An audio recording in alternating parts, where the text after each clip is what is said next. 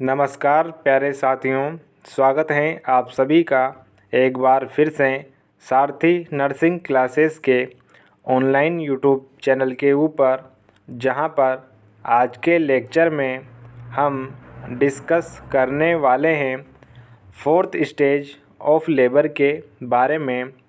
इस लेक्चर में हम देखने वाले हैं कि फोर्थ स्टेज के अंदर क्या क्या इवेंट्स देखने को मिलते हैं और इसके अंदर क्या क्या इंटरवेंशंस किए जाते हैं।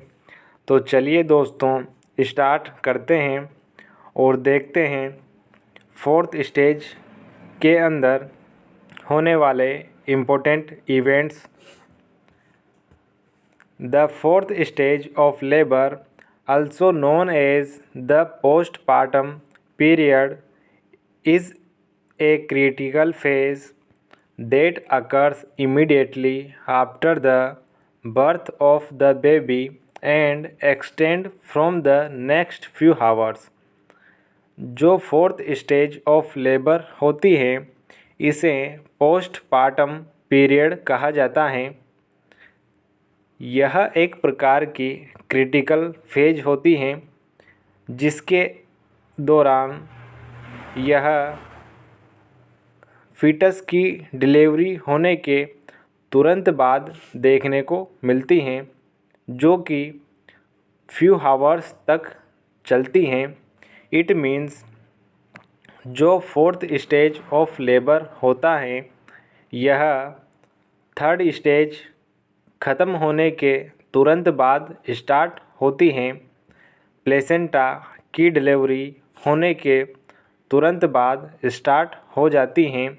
इसे पोस्टपार्टम पीरियड कहा जाता है और यह क्रिटिकल फेज होती हैं जो कि फीटस की डिलीवरी और प्लेसेंटा की डिलीवरी होने के तुरंत बाद स्टार्ट हो जाती हैं और यह फ्यू हावर्स देखने को मिलती हैं।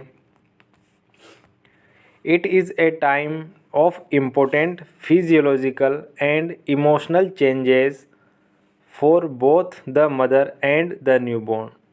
जो फोर्थ स्टेज ऑफ लेबर होती हैं यह एक इम्पोर्टेंट टाइम ड्यूरेशन होता है। इसके अंदर मदर की बॉडी में फिजियोलॉजिकल चेंजेस होते हैं, इमोशनल चेंजेस होते हैं मदर की बॉडी के अंदर और न्यूबॉर्न के अंदर। इस स्टेज के दौरान several justifications for the significance of the fourth stage of labour. जो फोर्थ स्टेज ऑफ लेबर होती हैं इसके दौरान कई प्रकार के जस्टिफिकेशंस किए जाते हैं, एग्जामिनेशंस किए जाते हैं जो कि इम्पोर्टेंट होते हैं। इसके बाद हम देखते हैं इसके दौरान क्या क्या इंटरवेंशंस किए जाते हैं उनके बारे में। Maternal homeostasis and stabilisation, foetus की और प्लेसेंटा की डिलीवरी होने के बाद जो मैटरनल बॉडी होती है वह होम्योस्टेसिस मेंटेन करती हैं। जो बॉडी होती है वह एडजस्टमेंट करती हैं, स्टेबलाइजेशन करती हैं body. The mother body to initiate physiological the mother's body to initiate physiological process that promote homeostasis and stabilise her condition after childbirth. जो मदर की बॉडी होती हैं वह इनिशिएट करती हैं, स्टार्ट करती हैं फिजियोलॉजिकल प्रोसेस। इट मीन्स जो सर्वाइकल डायलेशन होता है वह और यूट्रस अपनी नॉर्मल पोजीशन में आना स्टार्ट हो जाते हैं। दैट प्रमोट, जो कि प्रमोट करते हैं होम्योस्टेसिस मेंटेन करने में, बॉडी को एडजस्ट करने में, स्टेबलाइज करने में, स्थिर करने में हेल्प करते हैं after child birth. It means जो मदर की बॉडी होती है वह फिजियोलॉजिकल प्रोसेस स्टार्ट करती हैं जो कि बॉडी के एडजस्टमेंट में और बॉडी को स्टेबलाइज करने में हेल्प करती हैं चाइल्ड बर्थ के बाद में। The uterus continue to contract during this stage helping to compress blood vessels and reduce the risk of excessive bleeding postpartum hemorrhage। जो यूट्रस होता है वह कंटिन्यूस लगातार कॉन्ट्रैक्ट करता रहता है इस फेज के दौरान, जो कि हेल्प करता है जो ब्लड वेसल्स होती हैं उनको कंप्रेस करने में हेल्प करता है और रिड्यूस करता है, कम करता है रिस्क ऑफ एक्सेसिव ब्लीडिंग। जो पोस्टपार्टम हेमरेज होता है, एक्सेसिव ब्लीडिंग होता है, उसे उसकी रिस्क को कम करता है यूटेराइन कॉन्ट्रैक्शंस। इट मीन्स जो यूट्रस होता है वह डिलीवरी होने के बाद कंटिन्यूस कॉन्ट्रैक्ट करता है जो कि ब्लड वेसल्स को कंप्रेस करने में हेल्प करता है जिससे कि एक्सेसिव ब्लीडिंग की रिस्क को कम किया जा सके, रिड्यूस किया जा सके। Blood pressure, heart rate and other vital sign are closely monitored to identify any sign of haemorrhage, shock and other complications. जो मिडवाइफ होती हैं, नर्स होती हैं, वह ब्लड प्रेशर, हार्ट रेट और अदर वाइटल साइंस को क्लोजली मॉनिटर करती हैं। क्यों मॉनिटर करती हैं? टू आइडेंटिफाई, जानने के लिए, एनी साइन ऑफ हेमरेज, किसी भी प्रकार के हेमरेज को के साइन को, शॉक के साइन को और अदर कॉम्प्लिकेशंस को आइडेंटिफाई करने के लिए जो नर्स होती हैं वह रेगुलरली वाइटल साइन मॉनिटर करती हैं। इसके बाद अगला इंटरवेंशन होता है, इवेंट होता है प्लेसेंटल डिलीवरी एंड एग्जामिनेशन। जो प्लेसेंटल की डिलीवरी होती है यह mainly third stage of labour के दौरान देखने को मिलती हैं, लेकिन कहीं कंडीशंस के अंदर इसे फोर्थ स्टेज में इंक्लूड किया जाता है क्योंकि प्लेसेंटा की डिलीवरी होने के तुरंत बाद fourth stage of labour start हो जाती हैं और जो प्लेसेंटा का एग्ज़ामिनेशन होता है वह फोर्थ स्टेज ऑफ लेबर के दौरान किया जाता है। The fourth stage of labour involve the delivery of the placenta, which is essential for the complete expulsion of the uterine contents।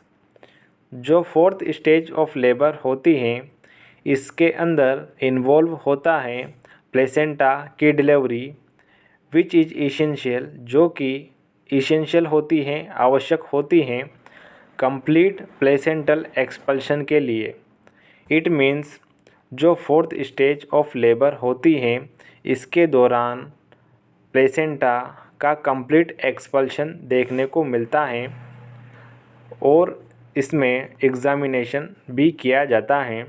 Examination of the placenta can provide valuable information about its integrity and any abnormalities that may affect the mother's health और subsequent pregnancies. जो fourth stage of labour होती हैं इस दौरान placenta का examination किया जाता है जो कि प्रोवाइड करता है valuable information about the integrity of placenta, placenta की इंटेग्रिटी के बारे में, उसकी स्ट्रक्चर्स के बारे में एंड एनी एबनॉर्मलिटीज़, अगर प्रेगनेंसी के दौरान प्लेसेंटा में कोई एबनॉर्मलिटी हो तो उसका भी एग्ज़ामिनेशन किया जाता है और अगर कुछ एबनॉर्मलिटी देखने को मिले तो डेट में यह अफेक्ट कर सकती हैं मदर की हेल्थ को और आने वाली प्रेगनेंसीज को अफेक्ट कर सकती हैं। Assessment of the placenta is crucial to identify any retained fragment that could lead to complications such as infection और postpartum hemorrhage। जो प्लेसेंटा का असेसमेंट होता है यह बहुत ही क्रूशियल और इम्पोर्टेंट होता है आइडेंटिफाई करने के लिए एनी रिटेंड फ्रेगमेंट कि कहीं कोई रिटेंड फ्रेगमेंट यानी टुकड़ा तो प्लेसेंटा का यूट्रस के अंदर छूट न गया हो या रह न गया हो, इसके लिए असेसमेंट किया जाता है जो कि आगे चलकर लीड कर सकता है इन्फेक्शन को और पोस्टपार्टम हेमरेज को। इसके बाद अगली है maternal bonding and initial breast feeding. इस स्टेज के दौरान ब्रेस्ट फीडिंग इनिशिएट की जाती है और मैटरनल बॉन्डिंग को प्रमोट किया जाता है।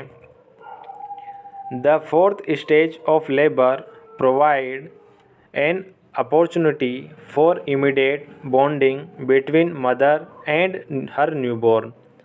जो फोर्थ स्टेज ऑफ लेबर होती हैं यह अपॉर्चुनिटी प्रोवाइड करती हैं इमीडिएट बॉन्डिंग के लिए मदर और न्यूबॉर्न के बीच में। Skin to skin contact and early breastfeeding initiation during this period promote the release of oxytocin, facilitating maternal infant bonding and the establishment of breastfeeding। इस stage के दौरान जो मदर और बेबीज़ होता हैं उनके बीच में बॉन्डिंग को इस्टेब्लिश करवाने के लिए स्किन टू स्किन कॉन्टैक्ट करवाया जाता है। Kangaroo mother care KMC provide की जाती है और अर्ली ब्रेस्ट फीडिंग स्टार्ट की जाती है इस पीरियड के दौरान, जो कि प्रमोट करती हैं बढ़ाती हैं रिलीज़ ऑफ ऑक्सीटोसिन के रिलीज़ को बढ़ाती हैं जो कि हेल्प करता है मैटरनल इन्फांट बॉन्डिंग को इस्टेब्लिश करने में और जो ब्रेस्ट फीडिंग होती है उसे इस्टेब्लिश करने में हेल्प करता है। Early breast feeding has numerous benefits for both the mother and baby including improved lactation, immune protection and emotional bonding. जो अर्ली ब्रेस्ट फीडिंग होता है यह इसके इम्पोर्टेंट बेनिफिट्स होते हैं मदर के लिए और बेबी के लिए, जिसमें शामिल होता है इम्प्रूव्ड लैक्टेशन। यह ब्रेस्ट फीडिंग लैक्टेशन को इम्प्रूव करती हैं बढ़ाती हैं। इम्यून प्रोटेक्शन प्रोवाइड करती हैं बेबी को एंड इमोशनल बॉन्डिंग को इस्टेब्लिश करती हैं मदर और इन्फांट के बीच में। इसके बाद हैं मॉनिटर फॉर कॉम्प्लिकेशंस। जो फोर्थ स्टेज ऑफ लेबर होता है इसकी सबसे इम्पोर्टेंट और क्रूशियल फेज़ देखने को मिलती हैं कॉम्प्लिकेशंस का मॉनिटरेशन। इसमें है the fourth stage of labour allows health care providers to closely monitor the mother for any sign of complications such as excessive bleeding, infection and abnormal vital sign. जो fourth stage of labour होती हैं यह health care provider को allow करती हैं closely monitor करने के लिए मदर के वाइटल साइन और एनी कॉम्प्लिकेशंस जैसे कि एक्सेसिव ब्लीडिंग, इन्फेक्शन और एबनॉर्मल वाइटल साइन को मॉनिटर करने के लिए अपॉर्चुनिटी प्रोवाइड करती हैं। promote recognition and intervention for any complications during this stage, can prevent further deterioration and ensure timely management। और इस फेज के दौरान जो ऑब्जर्वेशन होता है और इंटरवेंशन होते हैं उन्हें प्रमोट किया जाता है, बढ़ाया जाता है, जिससे कि कॉम्प्लिकेशंस को कम किया जा सके और प्रिवेंट किया जा सके इस कॉम्प्लिकेशंस को आगे बढ़ने से, और टाइम के साथ इस कंडीशन को मैनेज करने के लिए रिकॉग्निशन, ऑब्जर्वेशन और इंटरवेंशन किए जाते हैं इस स्टेज के दौरान। इसके बाद हैं transition to postpartum care. It means जब प्लेसेंटा की डिलीवरी होती है, एक्सपल्शन होता है, उसके बाद जो लेबर की एक्टिव स्टेज होती हैं वह ट्रांसफॉर्म हो जाती हैं, कन्वर्ट हो जाती हैं पोस्टपार्टम पीरियड के दौरान। और इस पोस्टपार्टम पीरियड के दौरान जो केयर प्रोवाइड की जाती हैं उसे पोस्टपार्टम केयर कहा जाता है। The fourth stage of labour serves as a transition period for the active labour and delivery phase to postpartum care. जो फोर्थ स्टेज ऑफ लेबर होती हैं यह ट्रांजिशन हो जाती हैं, कन्वर्ट हो जाती हैं एक्टिव लेबर स्टेज से पोस्टपार्टम केयर वाली स्टेज के अंदर। It provide an opportunity for healthcare providers to discuss postpartum recovery, provide education on self-care, contraceptions and breastfeeding, and address any concern or questions the mother may have। जो fourth stage होती हैं यह opportunity provide करती हैं health care provider को कि वह discuss करे मदर से पोस्टपार्टम रिकवरी के बारे में, मदर को एजुकेशन प्रोवाइड करे सेल्फ केयर के बारे में, कॉन्ट्रासेप्शंस के बारे में और ब्रेस्ट फीडिंग के बारे में, और एड्रेस एनी कंसर्न और मदर को कंसर्न करे, क्वेश्चन करे और मदर को क्वेश्चन पूछने के लिए प्रमोट करे इस स्टेज के दौरान।